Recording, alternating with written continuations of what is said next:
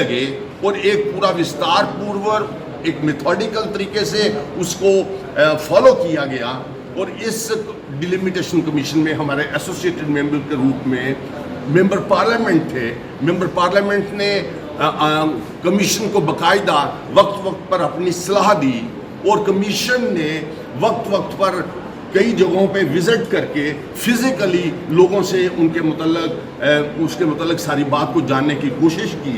कुल मिला के ये जो रिपोर्ट बनी जिसमें 90 सीटें हमारे जम्मू कश्मीर के लिए रखी गई, और सबसे खूबसूरत चीज़ इसमें जो बड़ी खूबसूरत चीज़ बनाई गई कि जम्मू कश्मीर को एक यूनिट रखा गया।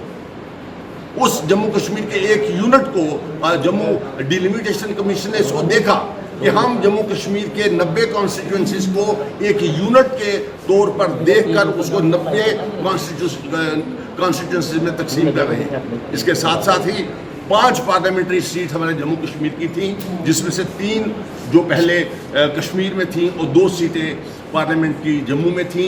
लेकिन इन्होंने जम्मू कश्मीर को एक यूनिट तस्वर करके हर पार्लियामेंट्री कॉन्स्टिट्यूंसी में 18 असेंबली कॉन्स्टिट्यूंसीज रखी और उसकी तरीके से 5 सीटें 2 सीटें तो हुई, लेकिन एक सीट जो कि जिसमें 18 कॉन्स्टिट्यूंसीज होनी चाहिए थी 18, उसमें अनंतनाग और राजौरी और पुंछ को इकट्ठा करके एक इलेक्शन कमीशन ने एक ये बात सबके सामने रखी है कि जम्मू कश्मीर एक स्टेट, एक यूनियन टेरिटरी और एक इकट्ठी यूनियन टेरिटरी है। उसमें दोनों जो हिस्से हैं बिल्कुल इकट्ठे हैं। और आज आपसे मैं एक ये बात कहने में बिल्कुल गुरेज नहीं करूँगा, अगर शुरू में ही हमारी स्टेट की डिलिमिटेशन कमीशन और तरीकाकार सही अपनाया होता, जिस वक्त पहली दफ़े इलेक्शन हुए हैं, मैं ये कहना चाहता हूं कि शायद ये मिलिटेंसी जो हमारे